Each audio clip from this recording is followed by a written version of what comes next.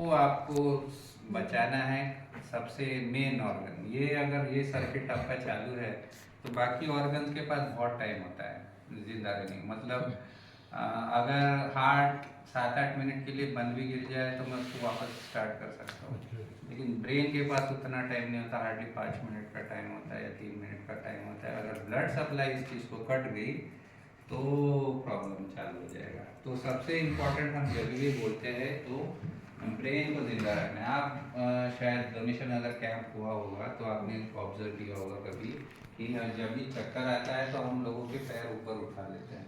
इसका main reason ये होता है कि जो ब्लड है पूरे बॉडी में वो सारा का सारा ब्रेन की तरफ भागे। ठीक है, जब भी आप मान लो अगर सर को चक्कर आ गया तो मैं क्या करूँगा, उनको लिटा दूंगा ये या फ्लैट सरफेस पे, और उनके दोनों पैर सर के ऊपर उठा लूँगा। तो उससे क्या होगा, ग्रेविटी की वजह से सारा ब्लड भागेगा ब्रेन की तरफ और वो कॉन्शियस हो जाएंगे। यूजुअली जब चक्कर आता है तो कुछ रीज़न होता है। एक तो वो बंदे का हीमोग्लोबिन अगर कम होगा। हीमोग्लोबिन आप सभी को पता है हमारे खून का कलर रेड होता है। वो हीमोग्लोबिन मतलब आयरन और एक प्रोटीन है ग्लोबिन करके, आयरन प्लस ग्लोबिन को बोलते हैं हम हीमोग्लोबिन, जो कि हवा का ऑक्सीजन लेके पूरे बॉडी में आपके सर्कुलेट करता है। और वो ऑक्सीजन से ही जो हम खाते हैं, जो कि ग्लूकोज बन जाता है ब्लड में, वो ग्लूकोज को डाइजेस्ट करने के लिए ऑक्सीजन की ज़रूरत है। मतलब खाना तो जरूरी है ही, लेकिन हवा का जो ऑक्सीजन है उसको आपके बॉडी में ये करने के लिए इस हीमोग्लोबिन की ज़रूरत है। अगर वो हीमोग्लोबिन कम हो गया, कम कैसे हो सकता है, आप आयरन कम खा रहे हो या किसी वजह से आपकी बॉडी में ब्लड लॉस हो रहा है, कहीं से ब्लीड हो रहा है। यूजुअली लेडीज़ में हर महीने मेंसेस आते हैं उनको, तो उनका हमेशा ही ब्लड लॉस होता है हर महीने में। तो आप देखोगे उनका हीमोग्लोबिन यूजुअली 11 या 12 ही होता है, और मेंस का जो हीमोग्लोबिन है हमेशा 14 ग्राम होता है, क्योंकि मेंस में ऐसा कोई है नहीं कि उनको ब्लड लॉस होता है। लेकिन फीमेल्स में आप देखोगे हमेशा ब्लड लॉस होता है। और जब भी मंथली पीरियड आता है तो आपके वाइफ हो या डॉटर हो, वो हमेशा आपको कंप्लेन करेंगे मुझे आज थोड़ा थकान हो रही है, या मुझे पैर दुख रहे हैं, या मुझे सांस लेने में तकलीफ। ये सारे सिम्टम्स हीमोग्लोबिन की वजह से होते हैं। तो ये एक कारण हो सकता है चक्कर आके गिरने का। दूसरा कारण हो सकता है ब्लड प्रेशर लो हो गया। ब्लड प्रेशर लो होना, अगर मैं उसको थोड़ा सा ओवर सिंप्लीफाई कर दूँ तो उसका मतलब है कि अगर आपके घर में पानी की मोटर है जो बेसमेंट में होती है यूजुअली घरों में, और ऊपर के टाँकी में आपको पानी चढ़ाना होता है, उसके बाद आपके नल चालू हो जाते हैं। वो जो मोटर है वो हार्ट का काम कर रही है, और आपकी मोटर हार्ट का मेन काम मोटर ही हो, वो एक तरह की आपकी नेचुरल मोटर है। वो मोटर का काम करती है, जो ब्लड आपके बॉडी में बना है उसको फोर्स देने के लिए वो पूरे बॉडी में सर्कुलेट होना चाहिए, इसलिए वो हार्ट है। अब वो हार्ट कभी आपकी मोटर बहुत ज़्यादा काम कर रही तो कॉइल जल जाएगी, तो मोटर बंद गिर जाएगी। सेम हार्ट के साथ है। अगर हार्ट में ब्लड सप्लाई किसी वजह से कम हो गया तो उसकी वो भी खराब हो जाएगा। खराब हो जाएगा तो ब्लड सर्कुलेट नहीं होगा, ब्लड सर्कुलेट नहीं होगा तो ब्रेन को नहीं मिलेगा, और फिर चक्कर आके गिर जाएगा।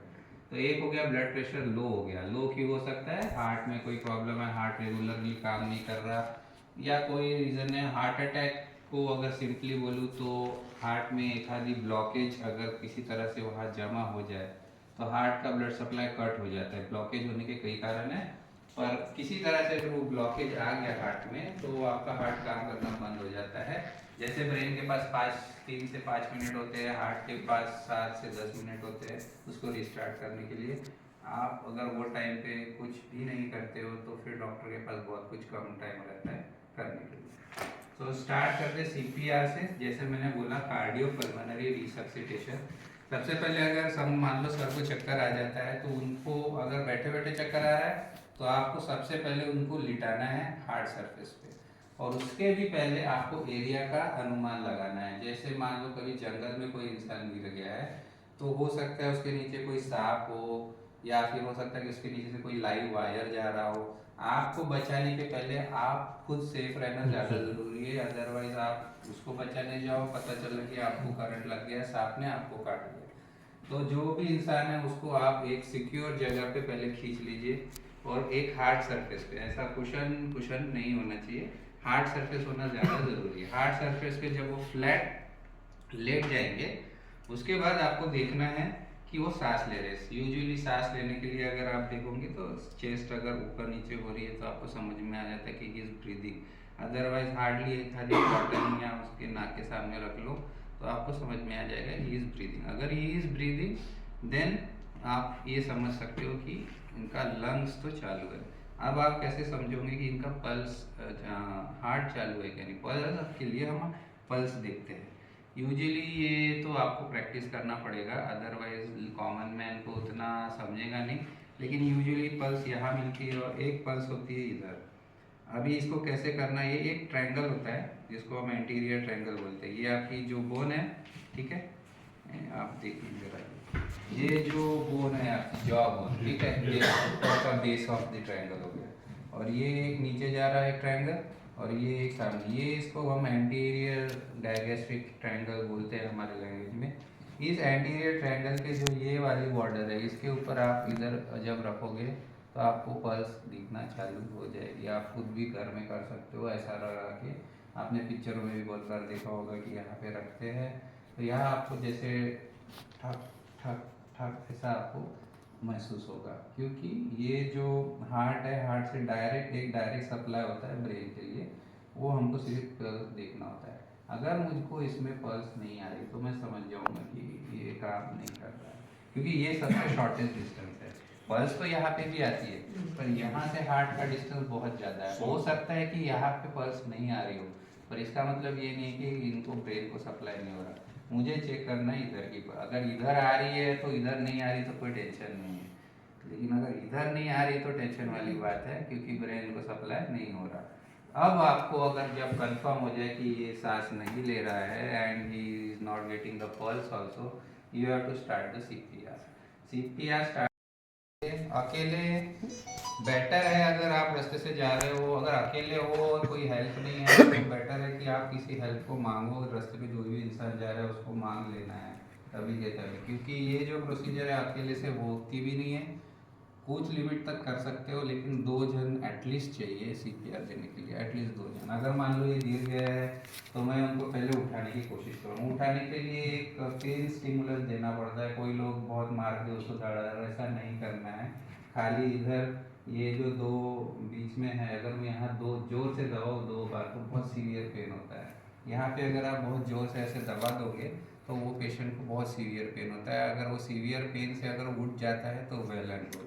नहीं हो रहा, मैं अभी उनको दबा के देखा, नहीं हो रहा, हिला के देख रहा, मैं शाउट कर रहा, नहीं उठ रहे हो, तो उसके बाद मैं उनको बोलूँगा, उसके बाद मैं किसी को बोलूँगा सर आ जाइए, ये मुझे इनको सीपीआर देना है, या कोई दूसरा वॉलंटियर बुलाऊंगा और उनको बोलूँगा कि सीपीआर देना है। अब सुरक्षा मैंने देख ली मेरी कि कोई सांप वगैरह है नहीं, कोई ये है नहीं, मैंने इनका पल्स देख लिया है नहीं। अब मैं कुछ प्री कंडीशन बताता हूँ कि पहले पूरा सीपीआर सिखा देता हूँ, फिर उसके बाद मैं बताऊँगा कि किसमें आपको चेस्ट कंप्रेशन देना है और किसमें आपको ब्रीदिंग देना है, जिसमें नहीं देना चाहिए, कब देना चाहिए और कब नहीं देना चाहिए। अब इनका क्योंकि सांस भी नहीं ले रहे और वो उनका पल्स भी नहीं चल रहे, तो मुझे इमीडिएटली इनका सीपीआर चालू करना है। सर थोड़ा इधर से रख सकते हैं, बस। अब कुछ नहीं है, अभी आपको यहाँ से सिर्फ महसूस करना है। आप ये बीच की हड्डी सभी को पता है, ये चेस्ट होता है यहाँ पे, अंदर बोर्ड पे बना दूंगा कोई डायग्राम। ये जो लेवल है यहाँ से लेके जो छठवीं हड्डी होती है वहाँ से बीच में आपको सीपीआर ना इधर देना है, लेफ्ट में देना है, ना राइट में, क्योंकि किसी का हार्ट राइट में भी हो सकता है, आपको तो नहीं पता ना हार्ट का, इसलिए हम बोलते हैं कि बीच में ही दे दो, ठीक है। अब जब बीच में देना है, अब मुझे पता है कि इनका हार्ट काम नहीं कर रहा। अब हार्ट काम करने के लिए, हार्ट जो एक इलास्टिक ऑर्गन होता है, इलास्टिक जैसा होता है, ठीक है। तो मुझे खाली, अब बहुत सारे लोग आपने देखा होगा कि वो ऐसे रखते हैं और ऐसे, ये ऐसे और ऐसे, ताकत यहाँ से लगा रहे हैं, ठीक है, बाइसेप से। ये बाइसेप जो है बहुत छोटी मसल है, बहुत जल्दी थक जाएगी आपकी, ठीक है। ये बाइसेप से आपको कभी ताकत नहीं लगानी, आपको खाली करना क्या है, यहाँ पे रख दिया हाथ और फिर ये डिजिट है, इनको इंटरलॉक कर दिया, ठीक है। इंटरलॉक कर दिया, ये कर दिया, ये जो मेरा हाथ है सीधा रहेगा और मैं उसके ऊपर पूरा सो जाऊंगा ऐसा। I am not giving like this, okay, I am not giving from bicep. What I will do is I will give from my this, okay, my weight, I use my weight, तो मैं बहुत देर तक उसको CPR दे सकता हूँ, ठीक है, because this muscle is my huge muscle, stamina ज़्यादा है मसल में। If you are giving CPR like this, तो आप विद इन आधे सेकेंड में, आधे मिनट में आप थक जाओगे, क्योंकि दुखने चालू हो जाएंगे आपके हाथ। मैं अपना वेट डाल रहा हूँ उस पर, ठीक है। 5 सेंटीमीटर अंदर जाना चाहिए, 5 सेंटीमीटर डीप जाना चाहिए। अगर वो बूढ़ा होगा इंसान तो शायद उसकी रिब टूट भी सकती है, पर उससे कोई कोई फर्क नहीं पड़ता, ठीक है। रिब टूटे या कुछ भी हो, सीपीआर 5 सेंटीमीटर अगर आपका डीप नहीं जाएगा तो वो हार्ट कंप्रेस ही नहीं होगा, ठीक है। अगर यूट्यूब होता तो मैं आपको वीडियो दिखा देता है, उसमें आपको पूरा समझ में आ जाता था, लेकिन वीडियो में शेयर कर दूंगा सर से, वो आप देख लीजिएगा। ये जो 5 सेंटीमीटर डीप अगर आप नहीं दे रहे हो, 5 सेंटीमीटर डीप जाना ही चाहिए, अदरवाइज सिर्फ ऊपर ऊपर करने से कुछ नहीं होने वाला, ठीक है। It should go 5 centimetre deep, भले ही रिप टूट जाए। रिप टूटने से कोई मरता नहीं है, रिप टूटने से वो हम वापस उसको कंप्रेशन बेल्ट करके जोड़ सकते हैं, लेकिन हार्ट चालू होना ज़्यादा इम्पोर्टेंट है, ठीक है। तो इनका जो 5 सेंटीमीटर, ये जो एरिया आपने नोटिस कर लिया, जहाँ पे देखोगे आप ये नरम हिस्सा है, ठीक है। थोड़ा ऊपर आओगे यहाँ पे आपको हार्ड है, बस this is the end of this, ये इसको स्टर्नम बोन बोलते हैं। इसका जो सबसे नीचे वाला पार्ट है वहीं पे आपको सीपीआर देना है और फोर्सफुली देना है, और it should be very fast. कितना फास्ट होना चाहिए? इट शुड बी 100 पर मिनट, 100 कंप्रेशन पर मिनट, मतलब 1 मिनट में 60 सेकंड है, तो 1 सेकंड में आपके 2 स्ट्रोक्स होना चाहिए, दैट फास्ट। मतलब ये 1 सेकंड हो गया, I should be 2 seconds, that fast होना। अब जैसे 30 कंप्रेशन हो जाते हैं तो तब इनको एक ब्रीदिंग देना है, ठीक है। इनको एक ब्रीथ क्यों देना है? क्योंकि ये सांस नहीं ले रहे तो हवा का ऑक्सीजन इनके ब्लड में नहीं जा रहा, तो मैं अपना जो ऑक्सीजन, जब अपन लेते हैं हवा में, हम पूरा का पूरा ऑक्सीजन खत्म नहीं करते, वो खाली 30% ऑक्सीजन हम यूज़ करते हैं जब हम इनहेल करते हैं, बाकी का जो 70% है वो आप बाहर ही फेंकते हैं। तो वो जो मेरे अंदर का ऑक्सीजन है मैं अभी इनको देने वाला हूँ। तो अदरवाइज अभी यूजुअली अगर आपके कंपनी में एडी करके एक मशीन आती है जो डिफिब्रिलेटर जैसा काम होती है, या आप अम्बू बैग भी होती है, अगर आप ये सब चीज़ें हम लेके जेब में तो घूमते नहीं हैं, तो इसीलिए आपको इनको अगर करना ही है, अगर इनको आपको बचाना ही है, तो आपने कंप्रेशन दे दिया। कंप्रेशन देने से क्या हो गया? हार्ट अभी चालू हो गया, आप मैन्युअली चालू कर रहे हो उसको, क्योंकि हार्ट जब कॉन्ट्रैक्ट करते हैं तो ऐसे ही करता है, और जब आप ऊपर से प्रेशर दे रहे हो तो हार्ट आप भी मैन्युअली अब चालू कर रहे हो और ब्लड घूमना चालू हो जाएगा, ठीक है। और सबसे इम्पोर्टेंट जो ऑर्गन है ब्रेन, उसको मिलना है, भले ही वहाँ तक नहीं गए तो मेरे को कोई टेंशन नहीं, लेकिन ब्रेन को तो मिलते रहना चाहिए। और आप हार्ट दिया, फिर मैंने चेक किया, पल्स आई गया? नहीं है, ठीक है, नहीं है। तो जैसे 30 कंप्रेशन मैंने खत्म किए, तो अभी उनको 1-2 सांस से देनी है उनको। अभी कैसा है, मैं इनका मुंह खोलने को बोलूँगा, और उसके मुंह खोलने मतलब अपने को चिन डाउन करना पड़ेगा, एंड उनका जो नोज है बंद करना, अदरवाइज आप सांस मुंह यहाँ से भरोगे और नाक से वो वापस निकल जाएगी, तो you have to close his nose and then open it. और ये जो है, अब ये जो पोजीशन है ना, इसमें ये लॉक हो गया, यहाँ से हवा जाएगी नहीं ये, क्योंकि जब गर्दन ऐसी रहती है ना, तो ये यहाँ से इतने जल्दी हवा पैसे लग भी जाए, ऐसा जब आप खोलोगे विंड तो ये पूरी तरह से पैसेज पूरा क्लियर हो जाएगा। तो यू शुड टेक, थोड़ा सा चिन लिफ्ट करना है, उसके बाद इसको ओपन करना है, एंड स्टबली, अगर रुमाल होगा तो रुमाल रखिए, अगर रुमाल नहीं होगा तो आपको direct lip to lip contact करके आपको एक पूरा ब्रेथ उनके अंदर देना है। अगर जब आप एक ब्रेथ नाक बंद किया और मैंने एक ब्रेथ दिया, अगर इनका पेट ऊपर जा रहा है तो सारी हवा पेट में जाएगी, तो वो गलत हो गया।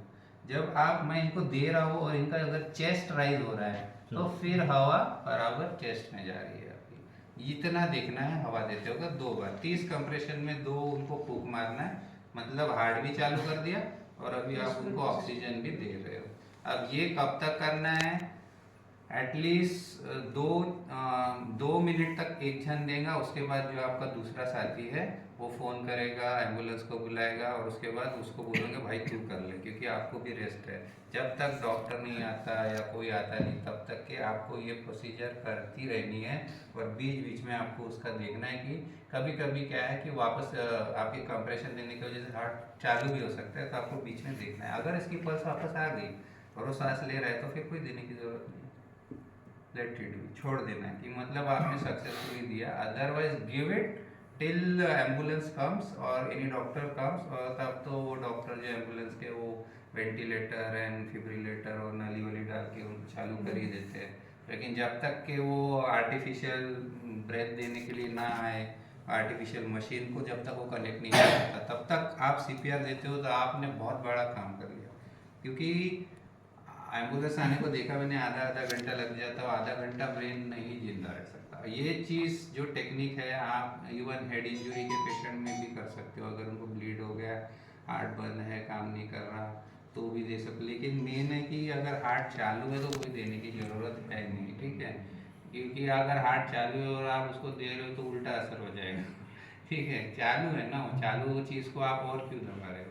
तो ये बेसिक टेक्निक है सीपीआर देने की। इसके अलावा ऐसा और दूसरा कुछ है नहीं कि आप उस पेशेंट को, और ये चीज़ आपके घर में भी हो सकती है।